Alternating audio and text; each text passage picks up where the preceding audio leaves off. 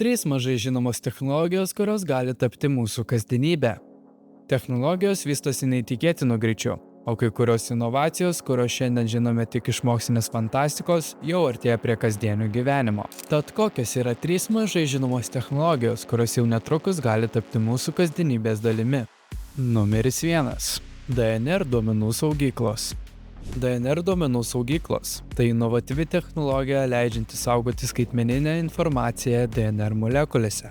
Panašiai kaip kompiuteriai naudoja dvejetainį kodą 0 ir 1, DNR molekulės naudojamos 4 nukleotidams koduoti. DNR saugyklos išsiskiria labai dideliu duomenų tankiu ir ilgamžiškumu. Jos yra net 1000 kartų tankesnės už kietuosius diskus ir 300 kartų ilgamžiškesnės už magnetinės juostas. Šios technologijos remiasi pažangia fermentinė DNR sintezės technika ir leidžia efektyviau kurti DNR grandines, sumažinant kainas ir aplinkos poveikį. Tai ypač perspektyvus sprendimas augančios skaitmeninių duomenų kiekio saugojimo iššūkiui spręsti. Numeris 2. Neuromorfinis skaičiavimas – kompiuterija. Neuromorfinis skaičiavimas – tai pažangi technologija imituojanti žmogaus smegenų veiklą. Ji naudoja specialią aparatūrą ir programinę įrangą, kad atkurtų neuronų ir sinapsių struktūras bei funkcijas, leidžiančias efektyviai apdoroti informaciją. Šis sritis remiasi biologija ir neurobiologija.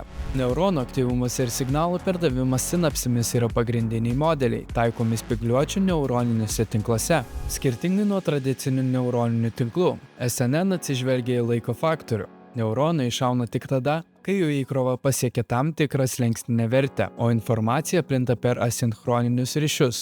Neuromorfinės sistemos ne tik tiksliai modeliuoja biologinius procesus, bet ir žada revoliucionizuoti dirbtinį intelektą bei duomenų apdorojimą, nes yra greitesnės, efektyvesnės ir energiją taupančios, lyginant su tradiciniais metodais.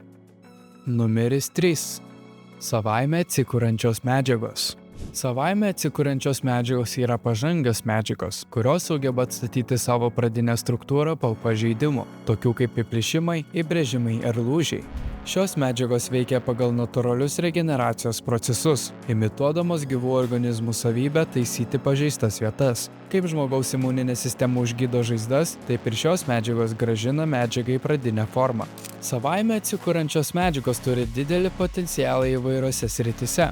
Jos gali būti naudojamos statybose, automobilių pramonėje, elektronikoje ir daugelį kitų pramonės šakų, kur svarbus ilgamžiškumas ir nuolatinė priežiūra. Pavyzdžiui, savaime atsikuriančios medžiagos galėtų apsaugoti metalus nuo korozijos, o automobilių dažai taisyti smulkius įbrėžimus be papildomos priežiūros.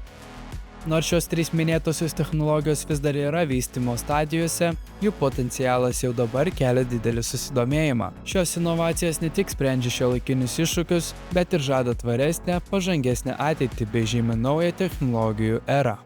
Jeigu jums patiko šis video ir sužinojote kažką naujo, spustelkite patinka ir paspauskite varpelį, kad gautumėte pranešimus apie mūsų naujus įkėlimus. O jei dar nesate mūsų prenumeratorius, kviečiame jo tapti. Tai tikrai padės mūsų kanalui augti, o mums toliau kurti įdomų turinį. Ačiū ir iki.